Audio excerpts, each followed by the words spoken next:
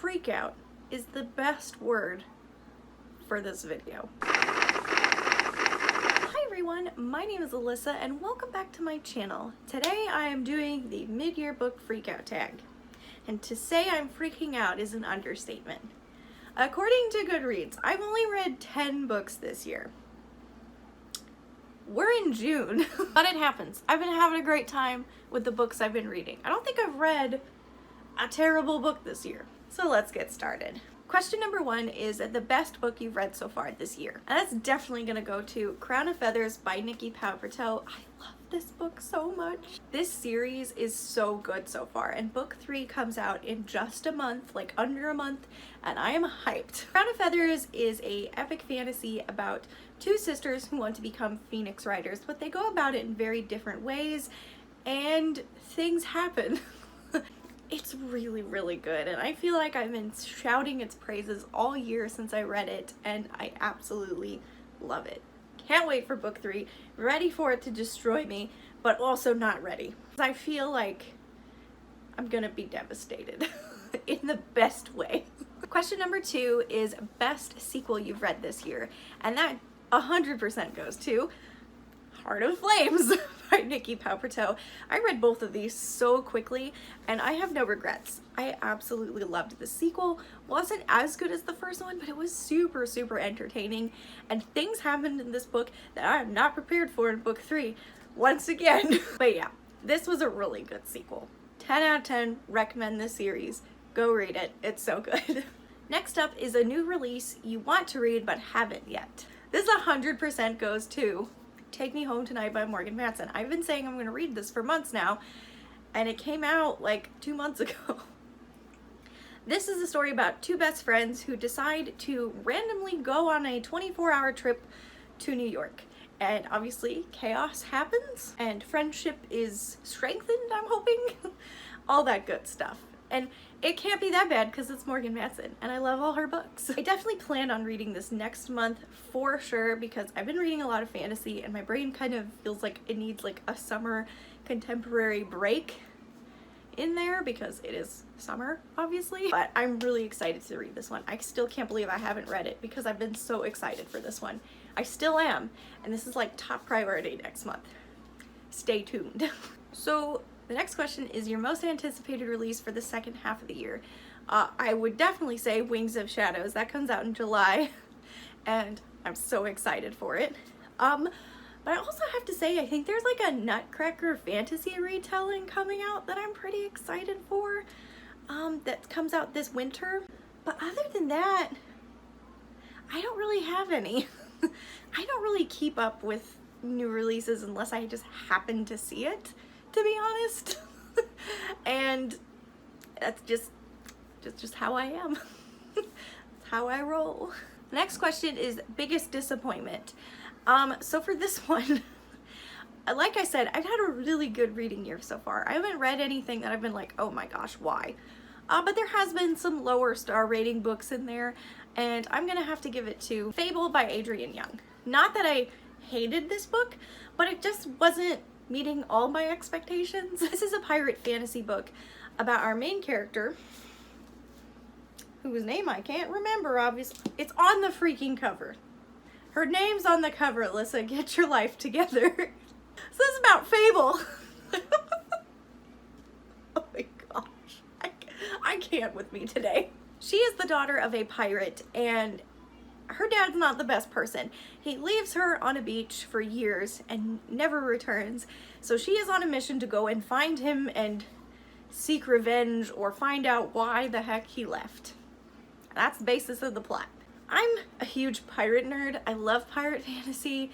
I keep saying I do, but then again, I haven't found one that I'm like, yes, love it. And this one was pretty darn good. It just didn't meet all the fantasy expectations I had. There is a sequel that I definitely want to read, so that is coming. However, this one was okay. I think this one, and there's one other one, but I can't remember which one I rated lower, but this was kind of a disappointment. But like, I'm still intrigued. This is a confusing answer to this question. The next question is biggest surprise, and for that I'm gonna go with Heartless by Marissa Meyer. This was really good. This is a Queen of Hearts origin story, and it follows Kath, who wants to become the greatest baker in Hearts, but her parents want her to marry the king. But while she's going to a ball to meet the king, she meets Jest, the court jester, and falls head over heels for him. While I wasn't the biggest fan of the romance, I really enjoyed this world, the characters, and all in all, I was really pleasantly surprised. I thought I was gonna hate this, because again, romance, not my jam. But again, very surprising, really well done, and if you're looking for a good villain origin story, I'd say this one, because again, very surprising, very good. The next question is favorite new author, either debut or new to you.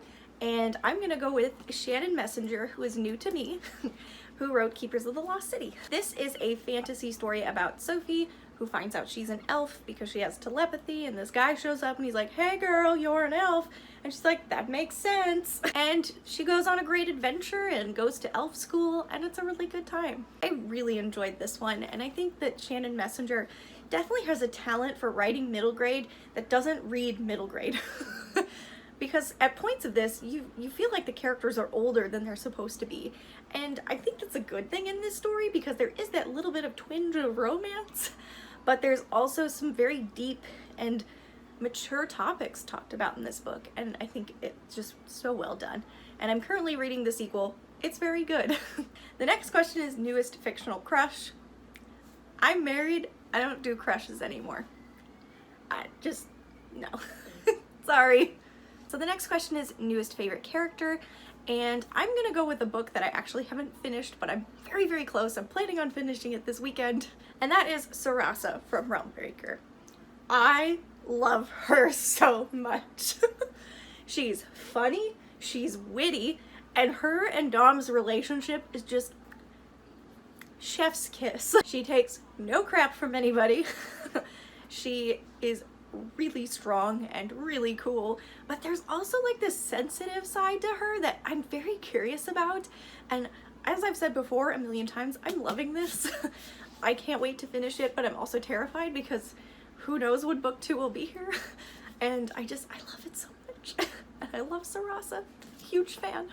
The next question is a book that made you cry, and that was easy, really easy. Pachinko by Min Jin Lee. I cried so many times listening to this audiobook. Like, there was some times I was at the gym listening to this, tearing up, and I was like, don't do it here. Don't do it. This is a generational family story centering around one main character, and her name is Sunja, and we start with her childhood and growing up and marrying, and then into the rest of her family as they migrate from Korea to Japan. This is a hard-hitting story. You will cry, you will laugh, you'll be a little confused, maybe a little angry, but I absolutely loved it. And again, the tears, multiple times, usually in public, because of course that's my luck. The next question is a book that made you happy, and I'm gonna go with Bridge of Souls by Victoria Schwab. I wanted to say V.E., but that's the other name. This is the third book in the Cassidy Blake series, which is like a ghost hunting story. Cassidy Blake can see ghosts, and her parents are actually TV ghost hunters. So this kind of makes for an awkward dynamic because they don't know she can see ghosts. And she actually has a ghost best friend who saved her a very long time ago. I will say that this one was not my favorite in the series, but it did make me happy being back with these characters, their sense of humor, just their friendship, just made me happy. It's almost like a comfort read in a way with ghosts. I really enjoyed it. I love this series, but this one definitely makes me happy. The next question is most beautiful book you've purchased this year so far. And that's gonna go to one I literally picked up yesterday, and that is Master of Sorrows by Justin T. Call. Not gonna lie, bought this because of Frolic Through Fiction. It sounds so good. It's one of her favorites, and I need to know what this is about. It's a chonker though, and I'm a little intimidated, but I've read Sanderson, so I feel like I can get through anything at this point. I know literally nothing about this. I just know that this cover is stunning. Yes, it is paperback though. The hardback was really expensive and I couldn't justify paying for it. So I got the paperback, and it's still stunning. And I absolutely cannot wait to dive into this. terrified but excited. So there's that. And the final question is, what books do you still need to read by the end of the year? Let me just step out of here for a second. Ta-da! I have so many books I need to read. You know that top 10, top 5, top 6 list I made? I don't know how many were on there. I don't think I've read any of them. I make these lists with high hopes and expectations, but I feel like every time I make that list, none of them get read. Because now, you know, they're prioritized and I don't want to read them. I need to just stop making that list. But it's fun. And one day, one year, I will beat it. So just to name a few. Caraval by Stephanie Garber. The Assassin's Apprentice by Robin Hobb. The Queen of the Tearling by Erica Johanson. And the most embarrassing one, King of Scars by Leigh Bardugo. Yeah, these, I believe all 4 of those were on my top list, or at least most of them. See this shelf right here? These are like books I really need to read soon, or I want to read soon, / my top list. Yep. So there you have it. That is my mid-year book freakout tag. I hope you guys enjoyed watching, and let me know if you do this tag video down below. Leave a comment, leave a link. I'd love to watch it. And if you want, you can totally subscribe. That's cool. Or leave a thumbs up. Up to you. And I will see you all very, very soon in the next video. Bye-bye.